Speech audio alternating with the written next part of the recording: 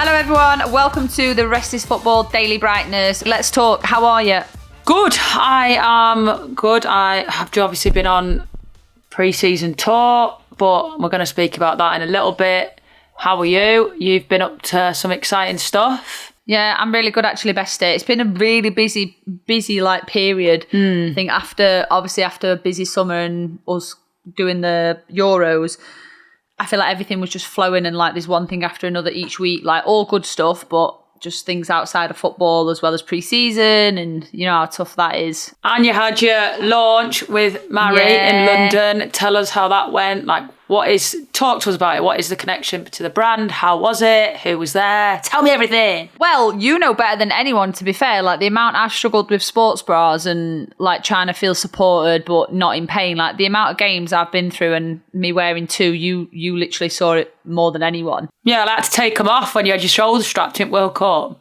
Yeah, this is a story for you all. World Cup did my shoulder. Thanks a lot, Erin Cuthbert. Tripped me up in the game, smashed my head, concussed, completely did my shoulder, like the worst pain I've ever been in. Bestie to the rescue. She had to do my hair, she had to change my pants, she had to literally dress me, help me in the bath. Like I remember taking one of your sports bras off and I was like, there's another one. Yeah. Like, what? I've never seen that before. So Rach discovered that, you know, she was like, holy crap, Millie, you have to wear that. And I had to have them so tight to be supportive. But anyway, those days are long gone, in the coffin, see you later, never going back. Connected with Mary, and yeah, it's obviously been a life changer for me. Like that's obviously an area that I've really struggled with. It gave me so much pain in my shoulders and my back, and like getting through games and just lifting my sports bras off so I could just go take a deep breath, keep playing. So I've been working with them for quite a while now and built up a really good relationship. Like I love like what they stand for, their values, what they're trying to do in women's sport. And then yeah, we both kind of had this idea of creating a Millie Bright bra. Won't fit me. We'll get you measured, don't worry, bestie. But I think for ages I was super embarrassed by it all. For ages I changed in the toilets. I used to go in the toilets, put my bras on, put my warm-up t-shirt on and come back. Like I was so embarrassed for ages, and then it kind of became like a little bit of a laughing joke in the changing rooms, and then I just like joked on it. For me, that's the best way to deal with it. And then obviously doing the bra and doing my bra launch, it was a way for me to kind of explain that it is a problem in women's sport, and as a woman you shouldn't be ashamed of it or embarrassed, or you know, it's not something you should have to deal with. You know what I think I like the most about that, and like the campaign that you've done and the work you've done with them, it's like it's so connected to like personal to you, and working with brands that want to support struggles that you've had is so uplifting. Like it's so good. I was so happy when I saw it all come out, because I was like, I know I've been there seeing you struggle, and there are a lot of women that struggle with that. Some of the girls on my team have said, oh my God, like what Millie's done with that brand is amazing. Like, can she get me a bra? Like, how do I get a bra? And like, you know, it's Tell them common. to get in touch. Tell them to get in touch. Honestly, it was, and you know what? Over the years, I've been sick to death of people saying, this is the best bra, like this one. And honestly, before I connected with Mary, I was like, I kind of stubbed it a little bit. I was like, no, I've heard all this before. Like, I've been fooled so many times. Like, my trust had completely gone. I was like, I'm not going to be fooled again. And then I was like, oh, don't be stubborn, Mill. Like, put that stubbornness away. And then when I tried it, thank God I did not be stubborn. I was like, holy shit, this is incredible. And then I started thinking of all these people that I knew were struggling anyway. Even like my sister, like she works long hours as a nurse.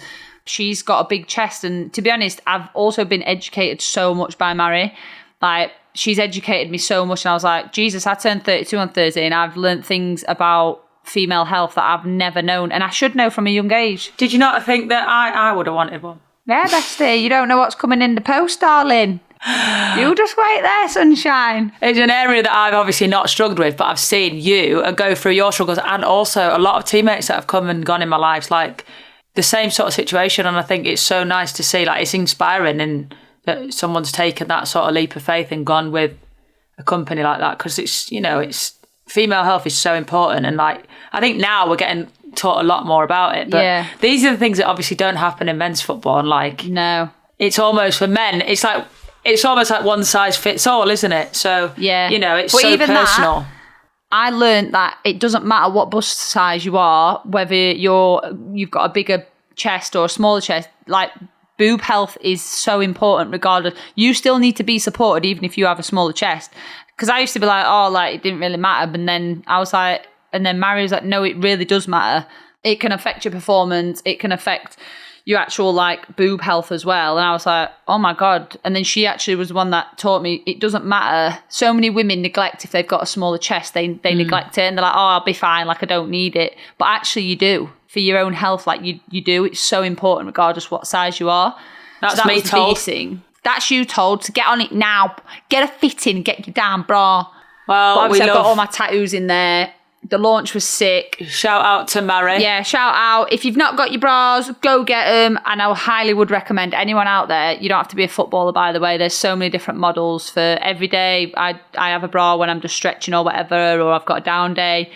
Go get your fit in. And also, please, please, please take care of your boob health because it's not taboo. All women have boobs. Taboo. It's not taboo. Like that, bestie. Catch you. Right. Moving on. Talk about your pre-season tour. Where did you go? We went to Holland. Oh, my God, it was absolutely roasting. Bestie, I was dying. I was dying in that heat. I could not go. I can just imagine you every day. Too hot. So hot. Our herding sheep. Nice. Did you see me? No. Herding sheep. I seen some Didn't alpacas. actually. Yeah, I They saw were you with the spitting at us alpacas. though. They were spitting. Me and Becky Spencer went for a little bike ride and they were spitting. We were like, what are they doing? But it was really, really nice. Like, we've obviously got a lot of new players, a lot of change. We were still missing quite a few players as well. So it was a really good tour to get some minutes in and kind of push on as a group, but also just have that. When you go on tour, like, you're together all day, every day. So you really, like, sometimes it forces you to come together a little bit. When you're at home, you go to training, you train, you're tired, you come home, you do your own thing, you escape everyone. Whereas on tour, it kind of pushes you together. Yeah, like we had this ping pong game where you put this song on. I don't even know what the song is. The girls were playing it one night and I was like, bloody hell, what's all that racket? Next night, I was playing it. You all move around, but you have to hit it over, drop the bat. Yeah. And then, but they have this certain song and I don't know what it is, but we get so competitive, like we're proper rowdy. So then they're the moments that pull you together. I love that. Yeah. Start learning about each other and people like let the walls down and characters start showing and personalities come out. So tour is like massively important, but it was hard. Hot and hard. Like, my God, I was dead. But where did you go? Yours look really nice, by the way. You were in some like castle. So we went to a chateau in France. Ooh. I agree with you. I think they're so important. Like, we've obviously got a few new players in, and this is the first one I've been on where everyone's together, because obviously people usually come in at different times, and I missed a couple with Villa for like not being being away on camps and stuff in tournaments. But I found that it was so important to have everyone there, because like you said, like, if you come in at training, right, you can come in at any time in a window for breakfast or whatever. So you kind of almost sit with the same people, but like there, it's just you wake up, you go to breakfast, you sit with whoever's there. Yeah. You're sitting with different people, like you learn so much more about people that you've already known, and you get to really know the personalities and stuff of the new players, and our new players have come in and fit in seamlessly. So it's really nice to have them with us. But we're the same as you. Like, one day we just set up randomly, like literally after dinner. We're like, right, anyone want to play rounders, like football rounders? And we had this massive field. So we just literally got like staff players involved, barefoot playing like football rounders. Me, Sarah, Ellie Roebuck, and one of our new players, Lucia, Patsy, like all them we all played spike ball. Like, we're absolutely obsessed with spike ball now. So we played that for hours and it was so hot. I literally was drenched. You can imagine me like goalkeeper diving, trying to keep it on. Yeah. But yeah, it was good. We had a good game against PSG. Yeah, I've seen that. Really good result. Yeah, so it was really nice to be with everyone, spend some good quality time with them, and the weather was nice, and yeah, it was good overall. We really enjoyed it. Nice. Anything happening outside of football? How's the family? Everyone good? How's my Lulu? Yeah, she's good. I haven't been able to get back. We literally got back on like late Saturday, had Sunday off. We were back in again Monday, so I've not had time. I'll see her next week, I think, so that'll be nice. Lulu, just, if you're listening, this is for you. You will be coming on the podcast at some point. Good luck. Darling. You'll have to pin her down. What about you? How's your family? Everyone good? Yeah, Albie's so funny. He's literally, I'm just going to show you a picture actually. He's at that age now where he's just so chatty. And do you know what? Bestie, he's got the cutest little northern accent ever. Like, proper little northern accent. Yeah, he did have now. one before, and I remember last time I saw him, I was like, oh, he's proper Yorkshire. Oh my God, look at him. He had my mum's glasses on earlier. He's so cute. And he's just so cute. He's at like such a fun age. Like the boys are like getting so big now. Sisters are really good. Dad's busy as ever. Mum and Dad have finally moved into their dream it looks house. amazing. Honestly, it's so sick. I don't know how my dad does it. I honestly do not. The man is like Hercules. He literally is Hercules. Oh, I actually have to tell you a funny story that we did on our pre-season tour, right? So when shit was hitting the fan last year, when we were just losing all the time, and then we turned like those last 5 games when we were winning, the night before the first game that we won against Liverpool, Lucy and Stan and Patsy did a quiz. And it was like not a normal quiz, like it was a funny quiz. Like they'd like dive into your Instagrams from like 2010 and like whose caption was this? Just absolutely stitched you up. And they did like challenges in it and stuff. It was so good. So they did one again, but this time like staff were involved and everything. But before we went, they did like you do a Secret Santa, you like draw someone out the hat and you've got them. And you had to pick them an outfit. Yeah, I've seen you dressing up. Yours looks so good. Did you see Sarah's Ali G outfit? Well, so she got an Ali G outfit and so did Natalia, our manager. And they both rocked up with this Ali G. I was absolutely crying. But it was fun because it was just like everyone took part. You were wearing literally like one of our male staff was in like a bodycon leopard dress. Like you could stitch as much as you want or like dress them up as what you think they'd like. So it's stuff like that. Sorry, I had to jump back because I just thought it was stuff like that like... That's what makes the trips though. And that's what makes you look back. That's what we used to say about the Euros. Like it makes everything. Like we did loads of challenges like on the golf course, on the volleyball. Because when you talk about that, you'll go, oh my God, remember you did that? Yeah, like, exactly. Remember that happened? So we had some initiations, to be fair. They smashed it like out the park, to be fair. Was so good. We had like a big barbecue and then initiations came. So yeah, it was pretty sick, to be fair. But I'm always happy to come home. You know what I'm like? Same. I miss my dogs. I miss my love beds. Love you all. But like, but get me back. Nobody speaks to me for 24 hours. Yeah. And do you know what I really miss? My car. When I'm away, I miss driving. I got in the car at the training ground. I was like, oh God, I feel like I'm not driving in months. Yeah, then I just go for like little drives and I'm like, I go the longest route to training, the longest route home. Because I'm just like, I miss driving. Driving is like my escape. It sets me up for the day. I get my music on. I completely agree. Down. We were just a bit weird, aren't we? Yeah. Just a bit weird. On that note, let's head for a break. We're just on the same page, bestie. We'll be back soon, guys. See you soon. Welcome back to the Rest is Football Daily Brightness. With the new season fast approaching, we thought we'd chat about some general news from the world of women's football. Millie, what do you think about the Ballon d'Or as an award? Is it something like you think people think about, or...? I think it's personal preference, you know. I think I've definitely seen a mixture in this, and I've experienced a mixture in terms of like some people are like, I don't chase that, and like speaking from my experience and my opinion, I would never chase like individual awards. I just believe that if you do well for your team, and of course individual performance is important, but it's never been like at the top of my list. Like I would much rather like win the team trophies, and if that comes off the back of it, then fantastic. And I think it naturally would if you're successful, especially a Ballon d'Or, if you're successful for club and country, because that's what the Ballon d'Or is. You know, you've got to be the best in all domains, and you're literally crowned the best, like club, country. Everything that you participate in, you're the best. And I think if you do that naturally, you know, the Ballon d'Or is a standout player for both. And if you do that and you succeed and you're winning and you're like someone that the team relies on, then naturally for me, you'd be on that list and you would be in with a shot of winning. But then I also meet people that are like, I want to win the Ballon d'Or.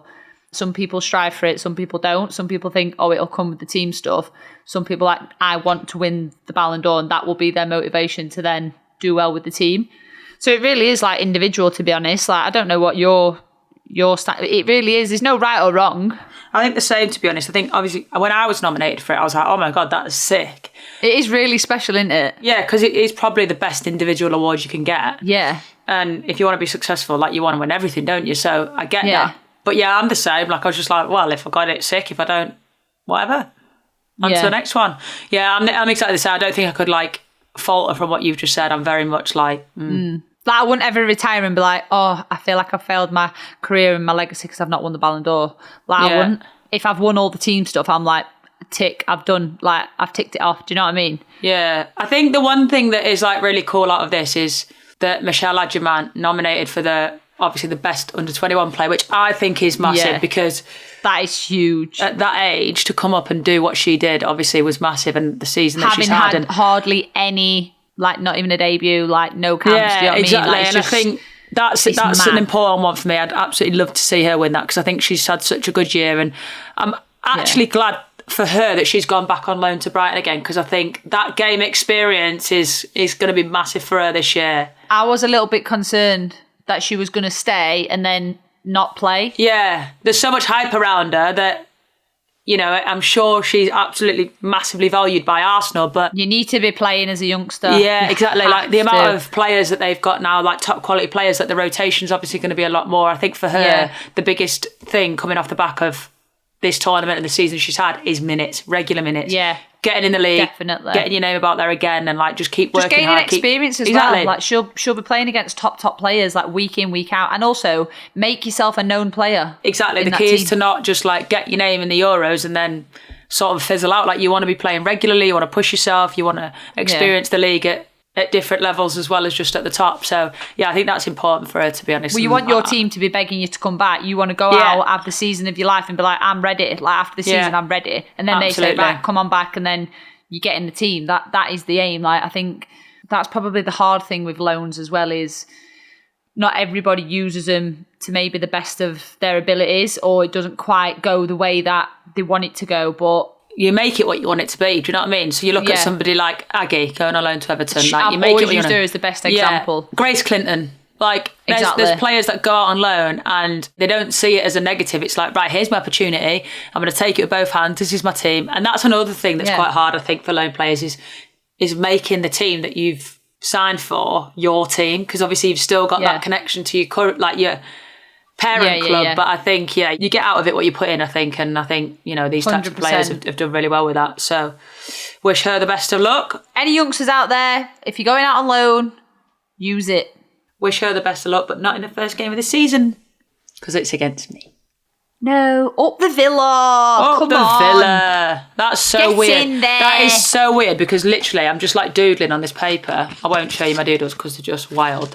But it literally says, wait. Up the Villa. Moving on.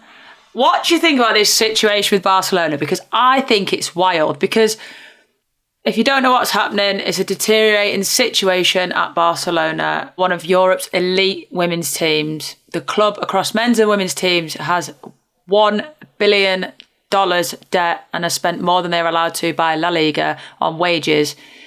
So to reduce the wage bill and save money, the women's team has lost 6 players so far this summer, with more expected to leave.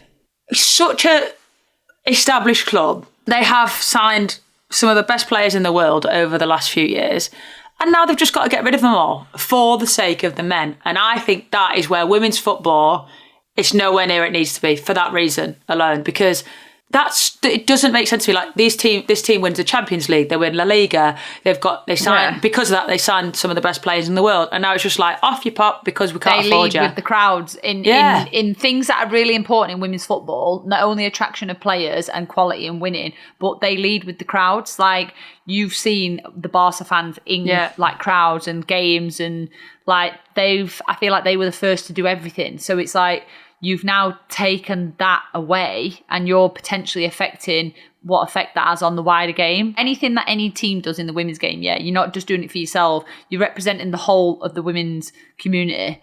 Like that's what people don't understand. Like this is like when we speak about how good like Arsenal get their crowds in the WSL. Like they're representing the WSL of women's football because it's out there. They've beat another stat, they've broke another record, then someone else edges back up, and it's like a domino effect. That's why it's so important.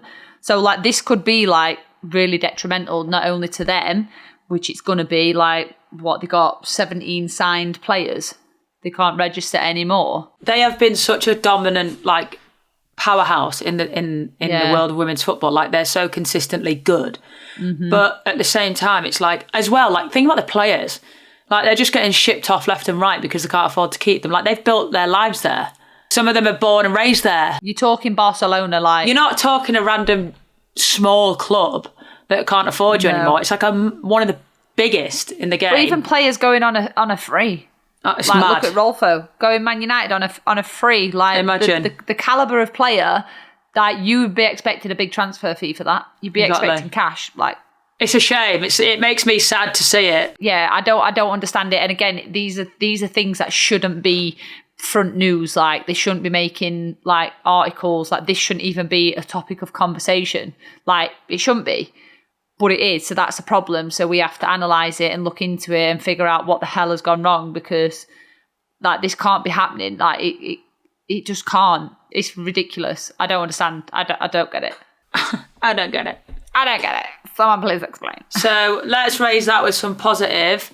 Woohoo! Gratitude time. Are we going to do one? All right, let's do one. My thing I'm the most grateful for this week is my bed, right? Where we stayed in France. I knew you were going to say that. I knew The beds were so soft, which, fine, some people love soft beds, but you know me and my back. I can't have that. Honestly, Millie. We'd be better off sleeping on the floor. I've been waking up every morning like, oh, God, I can't get well. I'm like, ah. It's killing me. And I got in my bed the other night when I got back and I thought, oh, my heaven. God, I will never take you for granted ever again. I went out and bought, just cause I went out and bought new bedding, washed it, ironed it. Oh, can't beat fresh bedding, I knew washed you were and going to say ironed. that. So my bed, I'm so grateful for you. I love you. My gratitude is my journal. Nice. I've been very consistent.